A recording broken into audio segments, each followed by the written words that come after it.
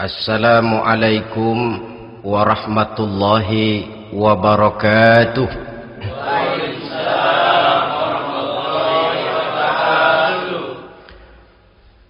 Alhamdulillahi rabbil alamin. Wassalatu wassalamu ala ashrafil anbiya'i wal mursalin Sayyidina wa maulana Muhammadin wa ala alihi wa ashabihil mujahidin at-tahirin, amma ba'd. Saudara hadirin kaum muslimin rahimakumullah. Dalam kehidupan sehari-hari kita selalu berhadapan dengan dua hal yang berlawanan, dengan dua hal yang kontroversial kata orang sekarang, yang kita diharuskan memilih satu di antara kedua hal itu.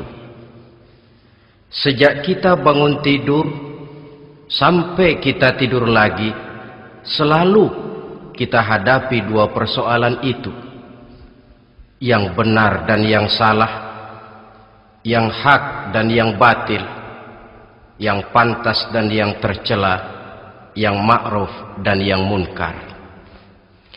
Persis seperti sebaik lagu yang lagi ngepop dan banyak dinyanyikan anak sekarang, madu di tangan kananmu katanya, racun di tangan kirimu. Tapi saya pikir-pikir, bagaimanapun kalau cuma sekedar madu di tangan kanan, racun di tangan kiri, adresnya jelas. Yang repot kalau kita sudah tidak tahu lagi mana yang madu, mana yang racun. Lebih celaka lagi di zaman sekarang, banyak racun mereknya madu. Kita terpedaya, kita terpesona, kita terpukau oleh racun yang bermerek madu ini. Kita minum dia, yang akibatnya rawan di dalam kehidupan kita. Sangat banyak racun-racun yang terpancang di sepanjang perjalanan hidup kita ini. Dan dua di antara racun kehidupan itu akan kita bicarakan pada pertemuan kali ini, yakni arak dan judi, minuman keras dan judi.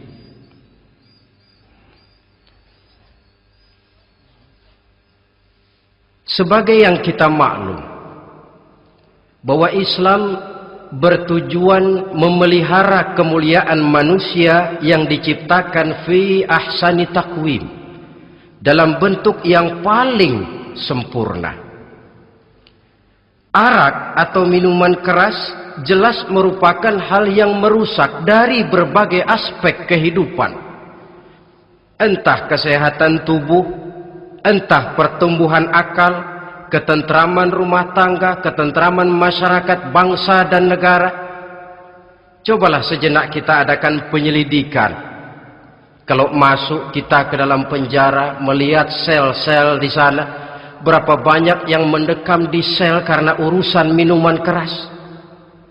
Masuk kita ke rumah sakit, berapa banyak yang dirawat akibat minuman keras, akibat stres yang dialaminya.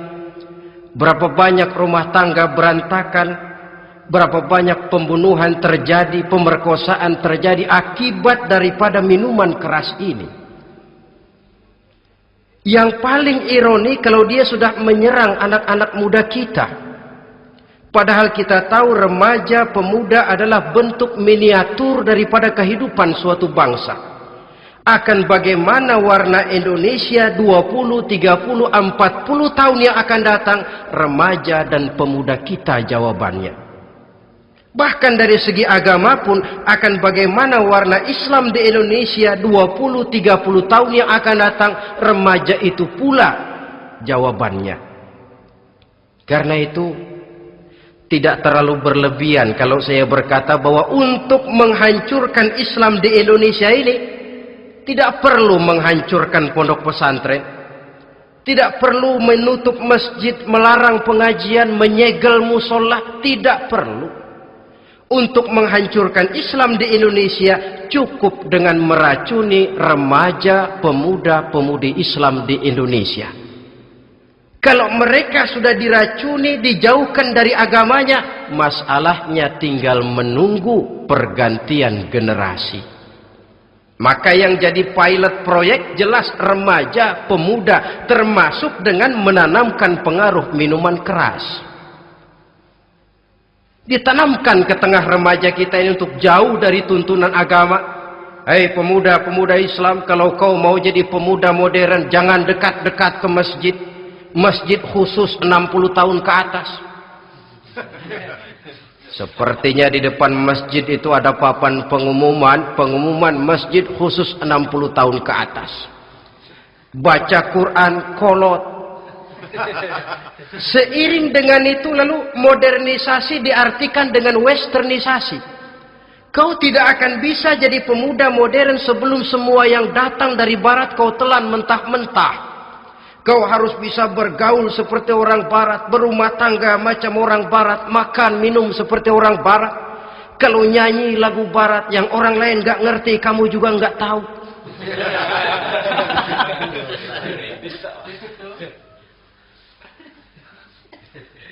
Anutlah itu free love yang pada gilirannya akan mengarah kepada free sex alias samenleven.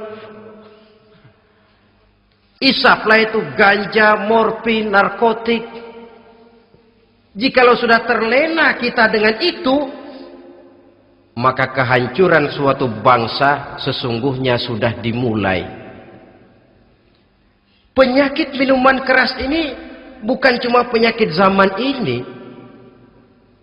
Masyarakat yang dihadapi oleh Rasulullah Sallallahu Alaihi Wasallam 14 abad yang lalu juga masyarakat yang kemaruk dengan minuman keras. Arab jahiliyah kalau sudah minum arak mabuk, tidak cuma minum, dia mandi pakai arak.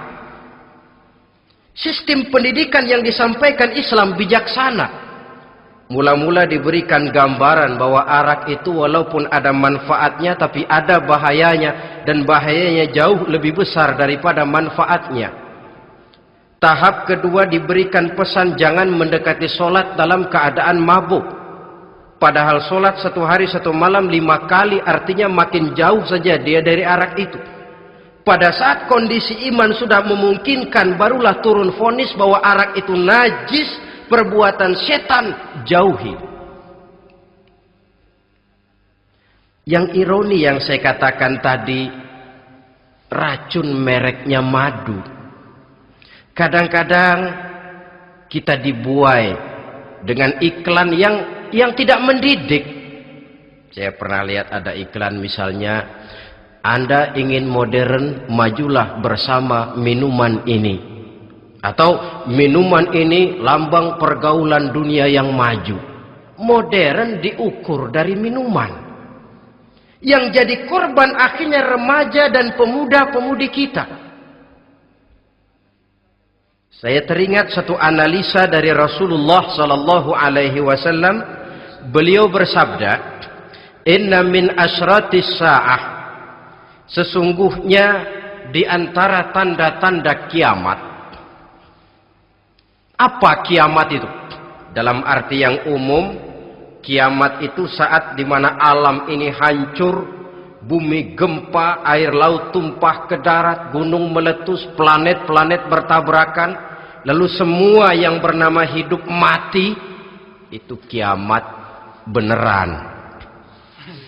Saya nggak mau cerita kiamat beneran sebab saya sendiri nggak kepengen ngalamin. Yang sering kita ngalami ini kiamat kecil-kecilan, kiamat mini. Apa kiamat mini itu? Hancurnya sendi-sendi kehidupan sosial. Maksiat merajalela, munkarat menjadi-jadi. Yang ma'ruf dianggap munkar, yang munkar malah menjadi ma'ruf. Yang salah disanjung-sanjung, yang benar dicaci maki. Tuntunan dianggap tontonan, tontonan malah jadi tuntunan. Kan kiamat kalau sudah begitu. Penjungkiran nilai. Kenapa hal semacam ini bisa terjadi?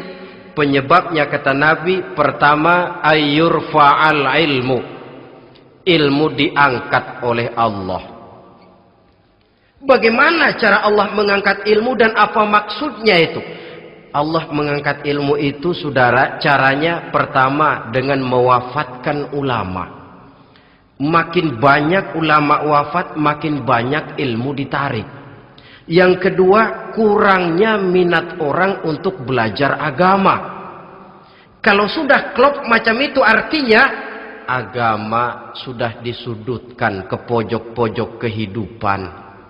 Agama cuma sekedar tinggal dekorasi. Agama cuma seminar, cuma kongres, cuma muktamar. Tapi bahwa agama merupakan realita dalam kehidupan, itu tidak pernah terwujud. Kalau ulama sudah tiada, minat orang belajar agama berkurang, maka ajaran Allah tidak lagi didengungkan orang. Dikala itu, wa yudharul jahlu, akan muncullah kebodohan. Nampak kebodohan di mana-mana. Muncul permissive society, masyarakat yang merasa boleh hidup dengan kaedah serba boleh. Tidak ada halal, tidak ada haram. Tidak ada hak, tidak ada batil, semuanya serba boleh. Kalau sudah begitu kondisi masyarakat, terjadilah apa yang dianalisa oleh Nabi. Dikala itu, wayabsu zina, zina dikerjakan berterang-terangan. Orang sudah tidak punya malu. Hidupnya sudah pakai prinsip punya kuping, kuping kebo. Punya muka, muka tembok. Punya kulit, kulit badak. Kalau juga dikasih tahu, malu dong kau tinggal serumah belum nikah. Malu sama siapa? Masyarakat. Allah, masyarakat cuek aja.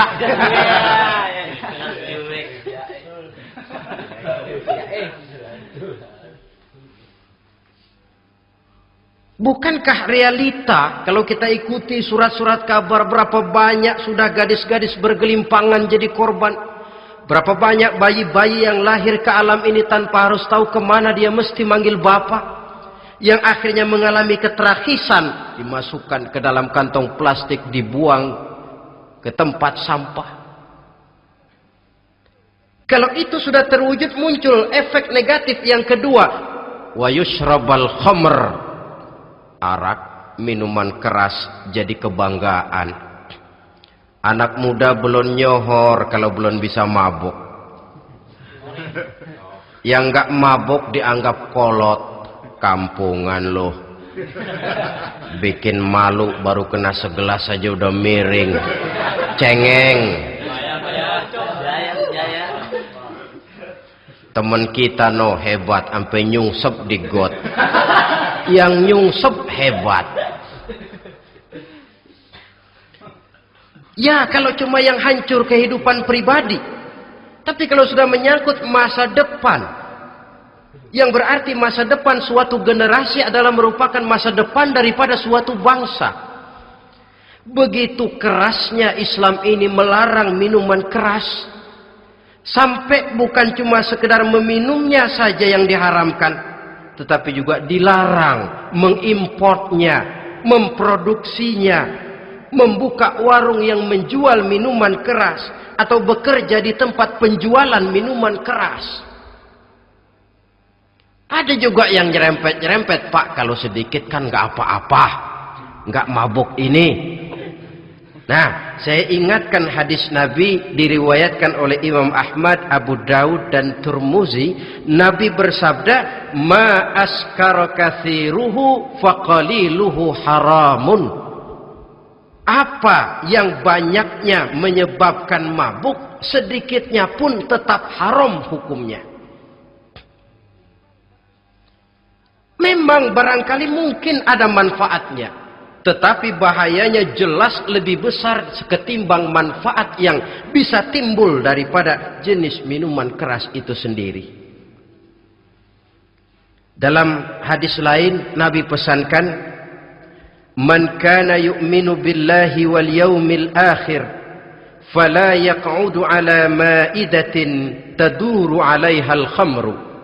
Siapa yang beriman kepada Allah dan beriman kepada hari akhirat, jangan dia duduk di dalam satu pertemuan yang di dalam pertemuan itu diedarkan minuman keras. Masuk ke dalam lingkungan macam itu saja tidak diperkenankan. Kenapa? Asyariku fi syarri syarrun. Bersekutu dengan kejahatan, jahat juga hukumnya. Semalam kamu mabuk ya? Enggak, temen. Saya cuma ngebeliin aja kok. Apalagi ngebeliin.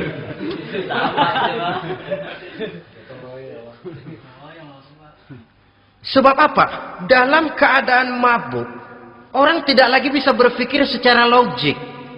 Daya kontrol hilang, artinya perbuatan sudah tidak terkontrol lagi.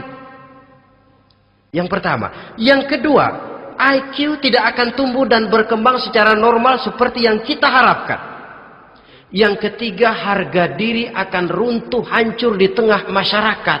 Bayangkan kalau tengah malam kita digotong orang, diantar ke rumah kita. Dengan kondisi macam itu masih punya muka kita untuk tegak di tengah masyarakat. Masih punya harapan kita untuk tumbuh menjadi pemimpin. Sementara orang terkenang, ini kan yang kemarin malam gua gotong, dia lagi mabuk. Harga diri, kepribadian. Jangan lupa saudara, kita hidup di tengah masyarakat. Masyarakat itu punya hukum yang tidak tertulis, tapi lebih kuat dan lebih kejam daripada hukum tertulis. Orang bilang, sekali arang tercoreng di dahi, seumur hidup orang akan tetap ingat. Makanya Rasulullah dalam hadis memberikan tamsil untuk adik-adik remaja muslim ini, masalul mu'min kamasalin nahli. Perumpamaan orang yang beriman itu persis seperti tawon. Mentalitas orang mukmin persis tawon. Apa mentalitas tawon? Kalau kita ngaji bab tawon, kita renungi apa keistimewaan tawon. Saya lihat-lihat, ternyata tawon itu punya 4 keistimewaan. Pertama, tawon itu yang dihisap selalu saripati bunga. Bagus makanannya. Belum pernah tawon keliru makan. Saya belum pernah dengar kok ada tawon makan tahu.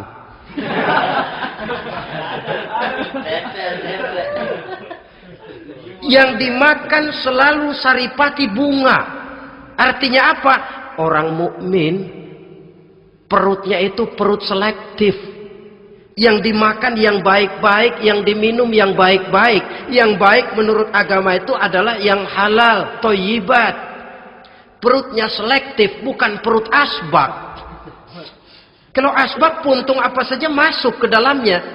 Tapi mukmin perutnya ini selektif. Daging kambing masuk, tahu masuk, kangkung masuk, kodok minggir.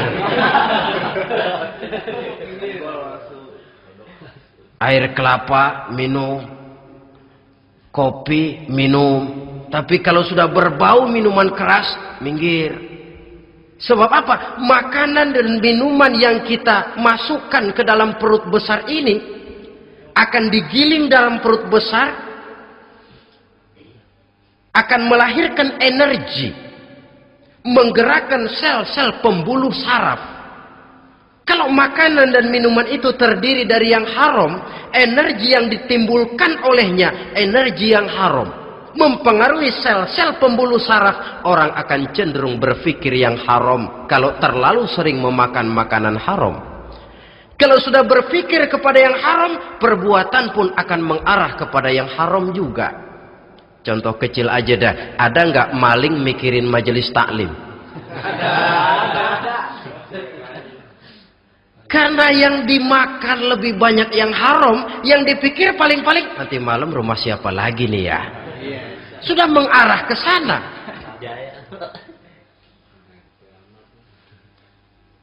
Saripati bunga yang dimakan tawon itu. Lalu tawon yang kedua saya lihat yang dikeluarkan selalu madu. Artinya apa orang mukmin itu? Kalau dia berkata, perkataannya mengenakan orang. Kalau dia berbuat, perbuatannya membawa manfaat bagi orang. Kalau kakinya melangkah tentu ke tempat yang ada gunanya. Yang dikeluarkan madu, bukan racun. Indah tawon itu. Yang ketiga, tawon saya lihat, kemanapun dia hinggap, tidak ada dahan patah. Artinya apa? Orang mukmin dimanapun dia tinggal, kemanapun dia pergi, pantang jadi biang kerok buat lingkungannya. Pantang menimbulkan kerusuhan dan keonaran. Tidak ada cabang patah dimanapun tawon hinggap. Tapi juga yang keempat, saya lihat-lihat tawon itu, jangan coba-coba diusik. Satu kali dia diusik, kemana orang lari? Nyilem masih ditungguin. Tawon. Tapi kalau nggak diusik, nggak ada tawon usil ke pasar nyariin orang. Ketika dia diusik, inilah saatnya saya harus mempertahankan kehormatan diri saya. Dia pun bangkit. Artinya apa? Orang mukmin tidak boleh nyari-nyari musuh. Tapi ketemu musuh tidak boleh lari. Musuh jangan dicari, bertemu pun jangan lari. Mentalitas orang mukmin seperti tawon. Yang dimakan baik, yang dikeluarkan baik. Kemana dia tinggal tidak menimbulkan keonaran buat masyarakat, tapi juga sanggup menjaga dan mempertahankan kehormatan dirinya. Kalau konteksnya dengan masalah yang sedang kita bicarakan, minuman keras. Saya katakan tadi, kita kadang-kadang salah pilih, tertipu oleh racun yang bermerek madu. Ada minuman empuk, nyari yang keras. Salah pilih. Ketahuan orang bikin pel buat anjing, manusia yang nelen. Akhirnya miring kayak anjing. Saudara, mari kita renungi An-Nisa ayat 140. Allah Subhanahu wa taala mengingatkan, "Qad nazzala 'alaikum fil kitabi an idza sami'tum ayati Allahi yukfaru biha wa yustahza'u biha fala taq'udu ma'ahum hatta yakhudu fi haditsin ghairihi innakum izam misluhum." Sungguh kata Allah, telah diturunkan kitab Al-Quran ini kepada kamu, yang apabila kamu dengar ayat-ayat Allah itu diingkari orang, diejek-ejek orang, fala taq'udu ma'ahum, jangan kamu duduk bersama orang-orang semacam itu. Bagaimana mengejek ayat-ayat Allah misalnya? Tahu kalau minuman keras itu diharamkan, tapi masih minum juga, itu kan mengejek ayat namanya. Duduk di majelis semacam itu dilarang oleh Quran. Kenapa? Innakum izam misluhum. Kalau kamu juga duduk di majelis semacam itu, kau dan mereka sama saja, kata Quran. Sama saja. Tahu kalau minuman yang memabukkan itu diharamkan agama, tapi diminumnya juga mengejek ayat Allah. Duduk di tengah kelompok mereka berarti ikut mengejek ayat Allah. Dekat saja pun jangan, entahlah lagi sampai meminumnya. Maaf, bukankah Allah menurunkan Al-Quran kepada manusia, kata Imam Al-Ghazali, persis, maaflah, seperti gubernur berkirim surat kepada Pak Lurah. Dalam suratnya Pak Gubernur bilang, Pak Lurah, tolong carikan tanah di daerah Kebayoran untuk sekolah 6.000 meter. Pak Lurah dapat surat dari Pak Gubernur, bangga bukan main. Itu surat sore, pagi, siang, malam dibaca. Ditaruh di tempat yang tinggi. Diberikan minyak wangi, mau diambil, dicium dulu. Dibawa dengan penuh hormat dan hati-hati. Tapi tanah yang dipesan Pak Gubernur tidak dicari-cariin. Penghargaan macam apa ini? Nanti Gubernur cek, Pak Lurah, siap Pak? Sudah terima surat saya? Sudah Pak, sudah. Bagus. Lalu bagaimana? Aduh Pak, surat Bapak sore pagi siang malam saya baca. Bagus. Apalagi Lurah? Surat Bapak saya taruh di tempat yang tinggi Pak. Saya pakaiin minyak wangi. Mau saya ambil, saya cium dulu. Saya bawa dengan penuh hormat dan hati-hati. Bagus Lurah, kau memang hormat sama atasan. Cuman Lurah, tanahnya udah dicariin belum? Nah yang itu belum tuh Pak. Belum. Kata Gubernur, bagus Lurah, besok berhenti lo ya.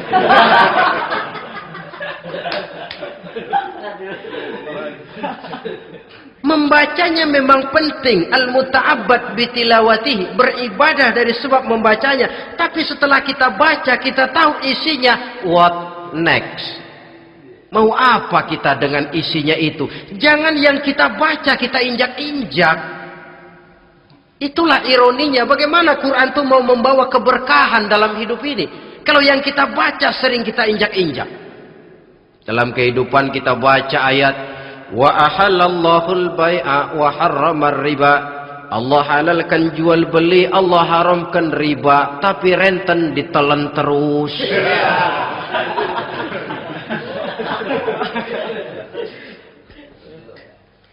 Kita baca ayat wa'tasimu bihablillahi jami'an wa la tafarraqu. Berpegang teguhlah kamu kepada tali Allah, jangan bercerai-berai. Tapi sesama muslim pelotot-pelototan jalan terus.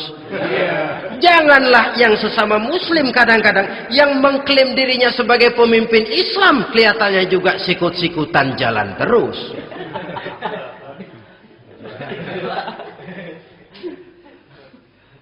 Sehingga tidak heran kalau orang bilang di bawah ngamalin ayat kursi sudah sampai di atas ayat hilang, tinggal kursi saja yang diamalin.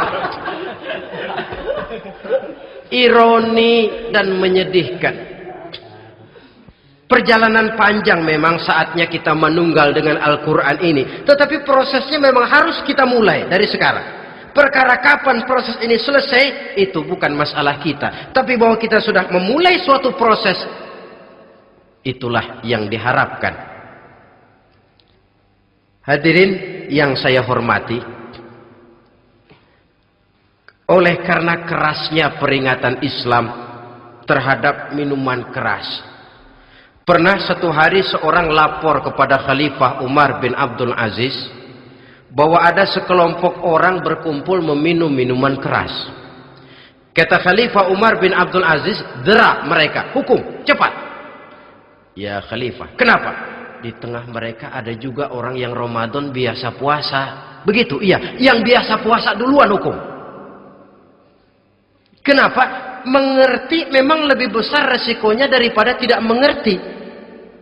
Kalau yang tidak mengerti dilatar belakangi oleh kebodohan, barangkali masih bisa ditolerir, masih bisa dimaklumi. Ini toh sudah tahu mau puasa, kenapa berkumpul di majelis yang ada minuman keras? Tapi memang kelompok ini kan memang selalu ada. Kita lihat dalam masyarakat itu kan ada 4 kelas itu. Pertama, ada orang yang tahu perintah dan tahu larangan. Ini the first class, kelompok terbaik. Perintah tahu, dia kerjakan. Larangan tahu, dia jauhi. Ini orang terbaik. Yang kedua, ada orang tahu perintah tapi tidak tahu larangan. Perintah tahu, larangan tidak tahu. Sholat mau, puasa mau, zakat fitrah bayar, nyolong mau, mabuk ayo. Perintah tahu tapi larangan tidak tahu, akhirnya semua dikerjain.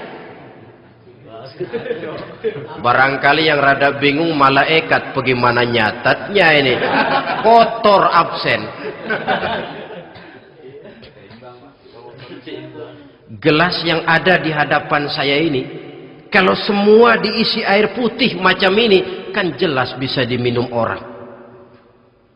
Kalau semua diisi bensin, jelas bisa diminum motor. Tapi kalau separuh diisi air putih, separuh diisi bensin, kacau. Kalau gelas yang ada di hadapan saya ini sepenuhnya diisi air putih, jelas bisa diminum orang. Kalau sepenuhnya diisi bensin, juga jelas bisa diminum motor. Yang repot kalau separuh diisi air putih, separuh diisi bensin. Kacau statusnya.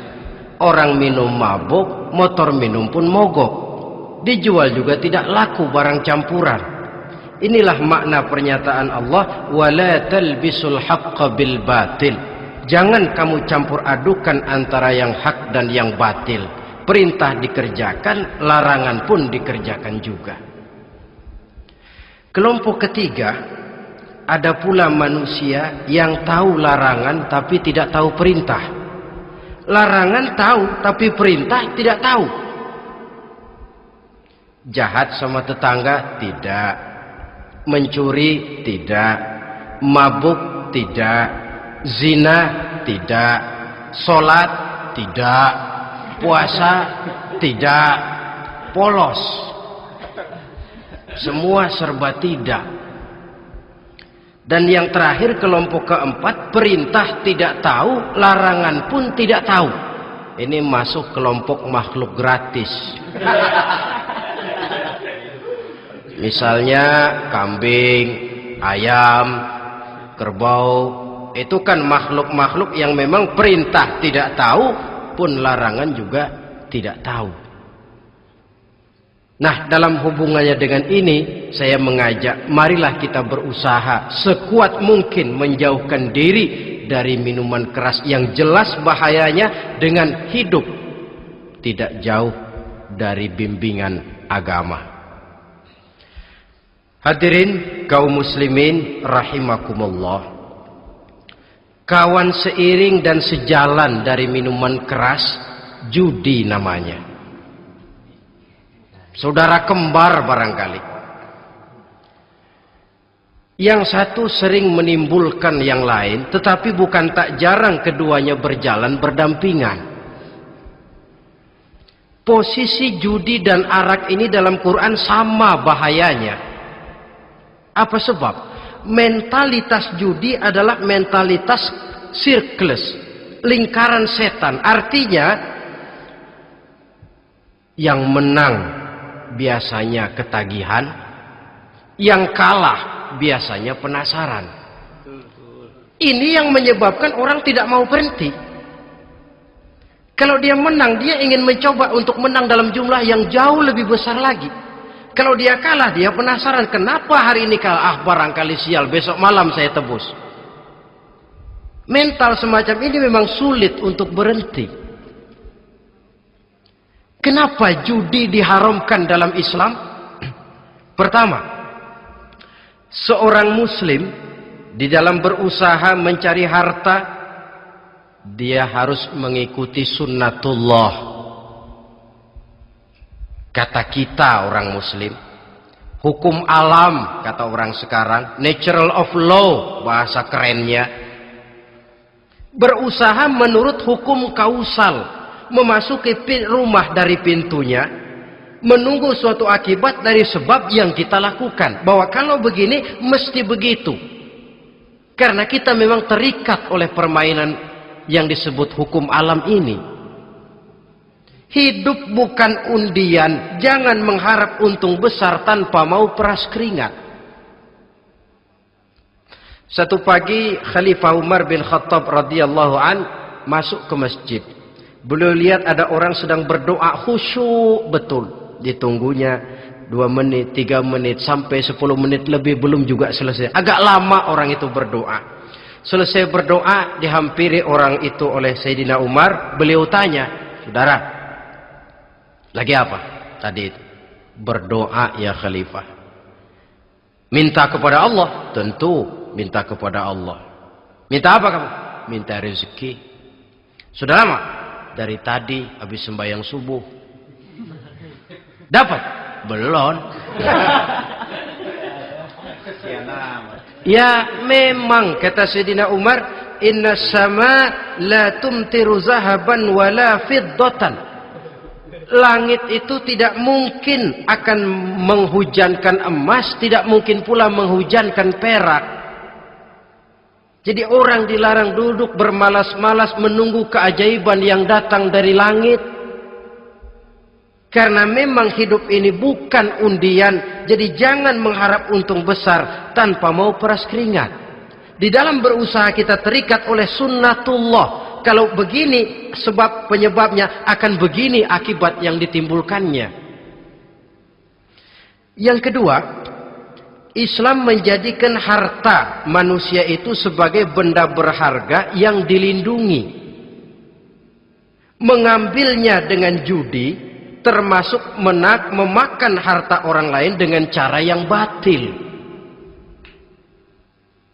Yang ketiga, judi itu sendiri dapat menimbulkan permusuhan dan pertentangan antara para pemain itu sendiri. Meskipun kelihatannya kompak duduk dalam satu meja yang saling berhadap-hadapan, yang kalah kelihatannya pasrah, tetapi kan itu cuma kulit permukaan. Batinnya bagaimanapun juga yang kalah itu tetap mendendam. Sedangkan yang kalah di samping mendendam juga mengomel, mencaci mungkin ya lawan bermainnya, ya mungkin juga dirinya sendiri. Dan yang keempat, judi itu merusak aktivitas hidup, membuat orang membuang waktu dengan tidak terasa, dan yang pada gilirannya melupakan orang kepada tanggung jawab. Wah, kalau sudah memegang kartu, konon kabarnya, saya sendiri alhamdulillah belum pernah, lupalah orang anak, lupalah orang kepada istri, lupalah orang kepada tanggung jawab. Waktu pun berlalu tanpa terasa. Apalagi kalau sudah diiming-iming oleh gambaran akan memperoleh keuntungan yang besar. Termasuk di dalam judi itu undian, apapun namanya. Yang usaha ke arah ini seharusnya tidak dipermudah, walaupun dengan embel-embel dana kemanusiaan, sumbangan sosial. Saya tidak begitu yakin, saudara, bahwa bangsa Indonesia ini sudah begitu menipis rasa kemanusiaannya, sehingga untuk berlaku sosial mesti diimbangi dengan hadiah sekian juta rupiah. Saya tidak percaya bahwa umat Islam di Indonesia sudah begitu tipis rasa kasih sayangnya kepada sesama, sehingga sulit mengeluarkan bantuan kalau tidak diimbangi dengan hadiah yang sekian puluh juta rupiah. Yang saya khawatir apa? Pada gilirannya di negeri ini akan makin banyak penghayal-penghayal kelas berat, tukang-tukang lamun kelas tinggi, yang hidup cuma ngumpulin jikalau. Jikalau, andai kata, umpama misalnya, orang sudah kemana-mana kita masih menghitung jikalau.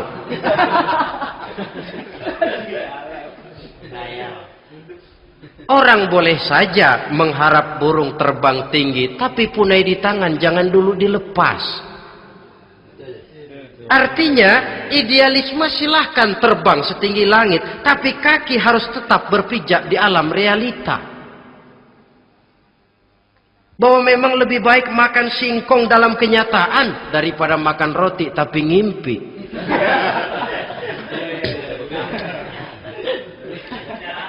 Kadang anaknya menangis, Pak minta jajan, ada uang 200 rupiah. Sudahlah sabar, kau jangan jajan, nanti bapak beliin kalau tembus 100 juta nih. Akhirnya yang 100 juta tidak, anak pun kelaparan. Bukankah akan jadi masalah bagi semuanya? Belum lagi rasa sayang kepada harta yang sudah dia miliki, entah itu tanah, rumah, kendaraan. Kalau sudah kadangkala di meja judi, hilang rasa sayang kepada benda itu. Ada rumah-rumahnya dilelang, ada kendaraan-kendaraan jadi taruhan, ada jam tangan pun copot tanpa terasa. Maka berapa banyak rumah tangga berantakan, istri minta cerai, orang jadi nekat merampok, orang jadi nekat mencuri, korupsi kalau dia pejabat. Akibat apa ini? pengaruh yang namanya judi. Saudara kaum muslimin, ma'asyiral muslimin rahimakumullah.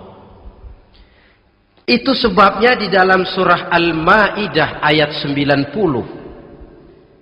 Allah menekankan, innamal khamru wal maisir wal ansabu wal azlam rijsun min amali syaitan fajtanibuhu la'allakum tuflihun.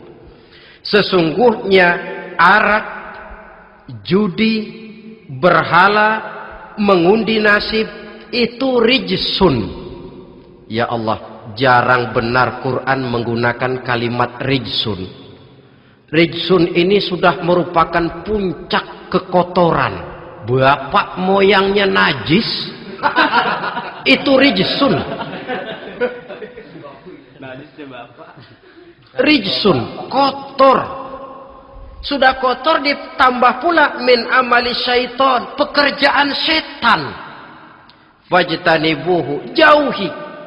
Jangan sampai main, dekat saja tidak boleh, jauhi. La'allakum tuflihun, jikalau kamu mau menjadi orang-orang yang beruntung. Sejarah tidak pernah mencatat ada orang jadi miliuner karena judi. Sejak David Rockefeller sampai Aristotle Onassis, orang-orang kaya top di dunia, mereka kaya bukan karena judi, tapi karena kemauan peras keringat, banting tulang, mau memulai sesuatu dari kenyataan yang real di depan mata. Sebab apa? Hidup ini memang perjuangan. Janganlah kita ingin hidup dengan satu prestasi, ingin tetap hidup seperti apa adanya sekarang ini saja, toh kita harus berjuang. Apalagi ingin hidup lebih baik, lebih terhormat, lebih mudah. Hidup perjuangan. Perjuangan berarti pengorbanan. Berani hidup artinya berani berjuang. Berani berjuang maksudnya rela berkorban. Takut berkorban, jangan berjuang. Tidak mau berjuang, berhenti hidup. Itu logika. Dan bagaimanapun saya yakin lebih baik berkorban daripada menjadi korban. Kalau sekarang kita berkorban, peras keringat, banting tulang, berusaha secara sunnatullah untuk menghidupi anak, istri, keluarga, pada satu saat kita tidak akan menjadi korban kebrutalan anak-anak kita sendiri. Kalau mereka dibesarkan dan tumbuh berkembang oleh hasil yang diperoleh dari meja judi.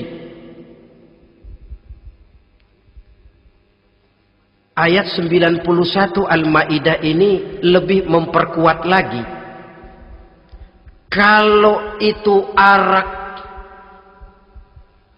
judi, berhala, mengundi nasib adalah perbuatan setan, sebenarnya setan mau apa sih? Ayat 91 menegaskan, innama yuridu syaitanu ayyuqi'a bainakumul adawata wal baghdha'a fil khamri wal maisir. Yang dimaui setan itu tidak lain supaya dengan arak dan dengan judi timbul rasa permusuhan, sikap memusuhi, saling marah di antara kamu.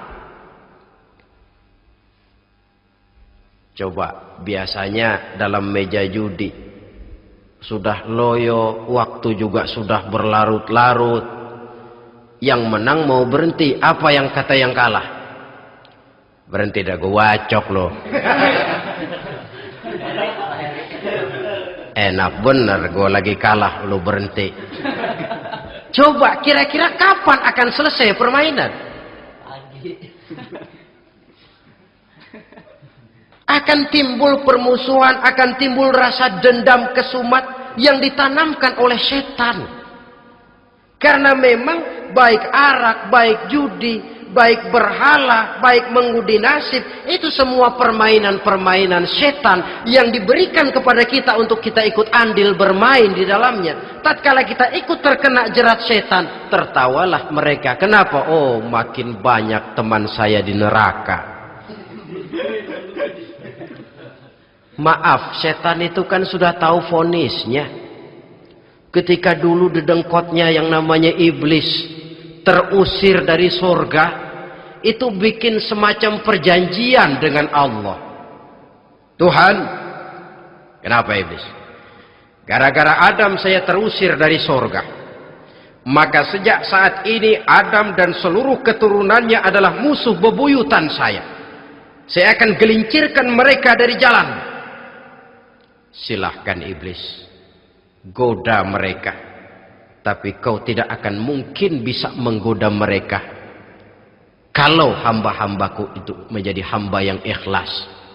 Hanya hambaku yang ikhlas yang tidak mungkin kamu goda. Yang lain barangkali bisa. Sejak saat itulah iblis memproklamirkan permusuhan. Dan dia sudah tahu betul vonisnya neraka. Tugas dia sekarang bagaimana mengumpulkan teman sebanyak-banyaknya ke dalam neraka. Hamba Allah saja yang tidak tergelincir kepada minuman keras dan judi. Hamba Allah yang ikhlas itu bagaimana? Yang ikhlas menjadi hamba Allah dalam arti kata dan perbuatannya memang mencerminkan bahwa dia hamba Allah. Maaf, di zaman sekarang ini kan banyak orang cuma berkata saya hamba Allah mulutnya, tapi perbuatannya membuktikan dia hamba setan, hamba dunia, hamba harta, budak jabatan, budak nafsu. Tidak sesuai antara ucapan dan perbuatan. Sebab itu kata-kata hamba Allah kalau keluar dari mulut manusia itu murah. Soalnya ngaku siapapun bisa. Tapi diakui atau tidak, ini yang kita belum tahu. Ada juga orang berdalih, saya akan masang kalau dapat nanti mau nyumbang masjid. Barangkali aja kalau nyumbang masjid disoriin dikit sama Tuhan.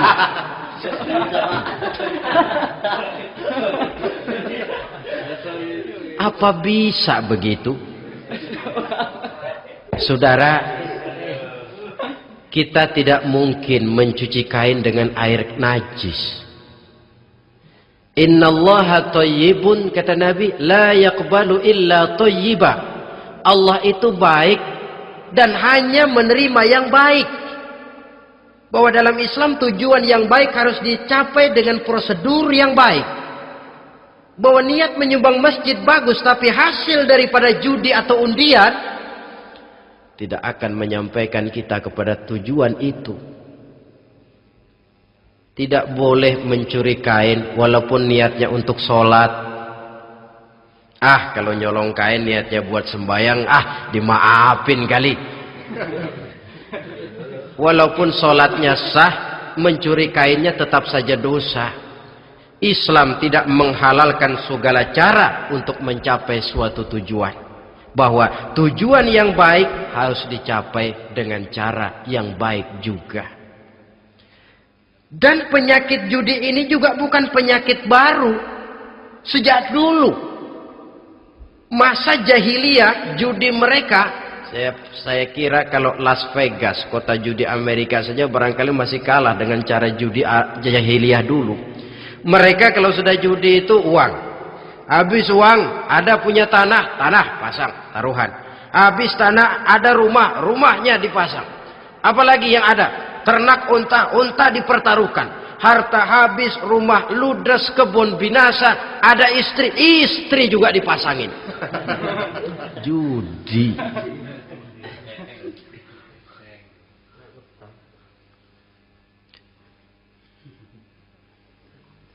Kita sebagai muslim oleh Al-Quran dijelaskan orang yang mempunyai dua tujuan hidup. Pertama tujuan jangka pendek, yang kedua tujuan jangka panjang. Tujuan jangka pendek dunia dan seluruh isinya. Tujuan jangka panjang adalah akhirat dan ridho Allah. Ini yang terpantul dalam doa setiap kita. Rabbana atina fid dunya hasanah wa fil akhirati hasanah. Tercapai tujuan jangka pendek fid dunya hasanah dan tujuan jangka panjang wa fil akhirati hasanah. Untuk mencapai tujuan jangka pendek merangkul dunia dan seluruh isinya, Apa yang jadi modal utama? Pertama, pendidikan. Makin tinggi jenjang karier pendidikan yang kita tempuh, rasa-rasanya makin mudah menjangkau dunia dan isinya. Yang kedua, pengalaman. Tenaga-tenaga expert masih tetap diperlukan. Makin banyak pengalaman, makin mudah menjangkau dunia. Yang ketiga, dan ini ada tapi tidak bisa dijadikan pegangan, faktor nasib. Faktor kebetulan. Ada, tapi tidak bisa dijadikan pegangan mutlak. Pendidikan, pengalaman, ingin menjangkau fid dunia hasanah. Ini modal utama. Lalu untuk mencapai fil akhirati hasanah, prestasi ibadah. Bagaimanapun tinggi pangkat dan jabatan kita, bagaimanapun banyak gelar kita sandang, tanpa prestasi ibadah, nol besar kita dalam pandangan Allah. Itu sebabnya kita sholat. Jadi tidak beralasan kalau orang ditanya, kenapa sih kamu nggak sholat? Ah, tetangga saya sholat melarat terus. Memang sholat itu bukan untuk mencari uang kok. Kalau ada orang yang rajin sholat, rezekinya kelihatan lancar, itu cuma sekedar persekot. Uang muka, cashnya tetap di akhirat nanti. Efeknya apa? Karena kita punya tujuan jangka panjang, mengharap ridho Allah di akhirat. Cara kita mencapai tujuan jangka pendek dibatasi oleh pertanyaan, Allah ridho apa enggak? Kita cari uang, tapi pertanyaan pokok, Allah ridho enggak cara ini? Kita mengejar kedudukan, tapi Allah ridho enggak dengan cara ini? Ini yang menyebabkan kita lantas tidak lalu menghalalkan segala cara. Yang penting tujuan tercapai, cara apapun halal. PKI.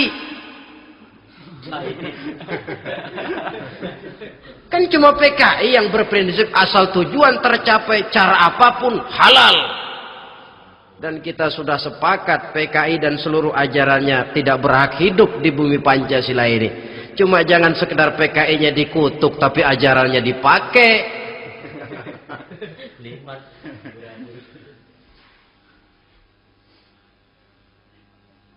Nah, untuk mencapai dua tujuan ini, Islam mengajarkan sistem keseimbangan. Sehingga Nabi sabdakan, "I'mal lidunyaka ka'annaka ta'ishu abada wa'mal li akhiratika ka'annaka tamutu ghada." Bekerjalah buat duniamu seolah-olah kau akan hidup untuk selamanya, tetapi bekerjalah untuk akhiratmu seolah-olah kau akan mati besok. Jadi kalau kita sudah sholat menghadap Allah, usolli fardal maghrib, Allahu Akbar, ingat seolah-olah kita akan mati besok supaya timbul khusyuknya. Tapi kalau kita sudah bekerja, kuliah, bekerja, belajar di tempat tugas, ingat seolah-olah kita akan hidup selamanya supaya timbul gairah kerja. Jangan dibalik. Di kantor ingat mati, lemas terus. Ngapain kerja sungguh-sungguh bakalan mati. Lagi sholat ingat Duta Merlin, Altiron Plaza, ya kacau. Salah pasang, tidak pada tempatnya. Untuk mencapai fid dunya hasanah ini, Islam mengajarkan tempuh jalur yang mengikuti sunnatullah. Itu yang dihargai oleh agama. Terikat oleh hukum kausal bahwa kalau ini yang saya usahakan hasilnya akan begini. Perkara nanti hasil tidak seperti yang kita harapkan, baik sangkalah kita kepada Allah. Sebab kita tidak tahu rahasia apa di belakang itu. Kadang orang mengeluh, habis saya rajin sholat tapi rezeki seret, berhenti aja dah. Kita tidak tahu rahasia di belakang itu. Pernah hadirin, satu hari seorang petani, dia selesai bekerja di ladang, istirahat. Dia tidur di bawah sebuah pohon beringin. Di sebelah pohon beringin itu ada pohon labu. Dia berpikir, Kalau saya lihat-lihat Tuhan nggak adil katanya. Masa pohon beringin pohonnya besar, buahnya kecil. Pohon labu pohonnya kecil, buahnya gede. Tuhan bukan arsitek ulung ini.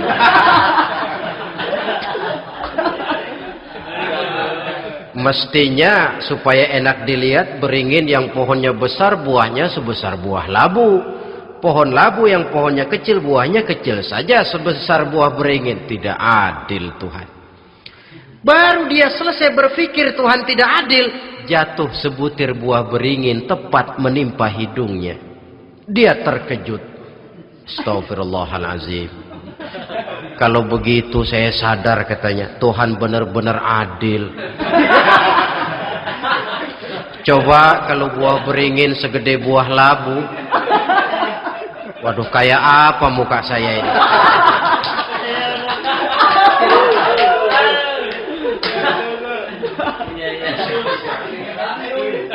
Baru terbuka pandangan matanya setelah berhadapan dengan kenyataan.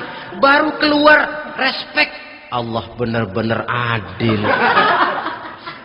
Padahal semenit yang lalu dia masih berkata, Tuhan bukan arsitek ulung. Tapi semenit kemudian setelah berhadapan dengan kenyataan yang real dia hadapi, wah, Allah benar-benar adil.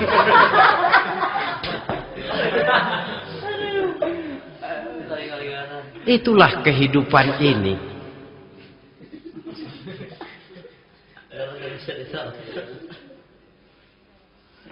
Saudara hadirin yang saya hormati, karena itu baik arak, baik judi, dua-duanya merupakan bahaya laten yang tidak hanya mengancam kehidupan agama, tetapi juga masyarakat, bangsa dan negara, apalagi kalau sudah jatuh kepada generasi penerus. Dan yang bagaimanapun juga saya berpikir sebenarnya remaja, pemuda, pemudi kita cuma korban dari suatu sistem. Sebab ini merupakan tanggung jawab bersama. Ulama mubalik macam saya paling wewenangnya cuma ngomong. Yang punya SK untuk memberhentikan pabrik minuman keras itu kan Menteri Perindustrian.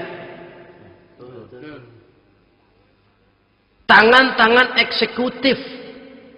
Sehingga kalau Nabi katakan, Man ra'a minkum munkaran falyughayyir biyadihi wa illam yastati' fa bilisanih wa illam yastati' fa biqalbih. Apabila salah seorang kamu melihat suatu kemunkaran, termasuk minuman keras dan judi di dalamnya, rubah itu. Dengan cara apa? Kalau kau mampu dengan tangan, artinya power, kekuatan. Kalau dengan tangan tidak mampu, wah, ini orang kalau gue pukul gue yang melintir nih. Umpamanya, fabilisani, dengan lidah ngomong. Mas, saya senang sampean tinggal di sini, kampung kami tambah warga, tapi tolonglah jangan bawa pengaruh yang tidak baik. Kalau ternyata bicara pun tidak berani, fabiqalbi, cukup dalam hati, sekurang-kurangnya tidak ikut membenci kemungkaran dalam hati. Itulah kadar iman yang paling lemah. Ini secara umum. Tapi kalau hadis ini kita mau adakan semacam, katakan description of job, bahasa kerennya, kita adakan pembagian tugas. Siapa yang harus merombak kemungkaran dengan power? Penguasa, pemerintah, sebab dia punya aparat. Siapa yang merombak kemungkaran dengan lidah? Ulama, kiai, mubalik, ngomong. Siapa yang hanya merubah kemungkaran dalam hati? Kita umumnya rakyat lemah ini. Yang mau ngomong gak berani, tapi hati pegel. Nah, kalau sudah ada pembagian tugas semacam itu, insya Allah masing-masing akan berjalan pada relnya. Dan pada akhirnya selamatlah kita, bangsa Indonesia, umat Islam pada khususnya, dari bahaya, baik bahaya minuman keras maupun bahaya judi. Menyelamatkan bangsa dan yang lebih lagi menyelamatkan masa depan kita. Sekianlah saudara pertemuan kita pada saat ini. Mudah-mudahan ada manfaatnya. Terima kasih atas segala perhatian. Mohon maaf atas segala kekurangan. Usikum wa nafsi bitaqwallah. Wassalamualaikum warahmatullahi wabarakatuh.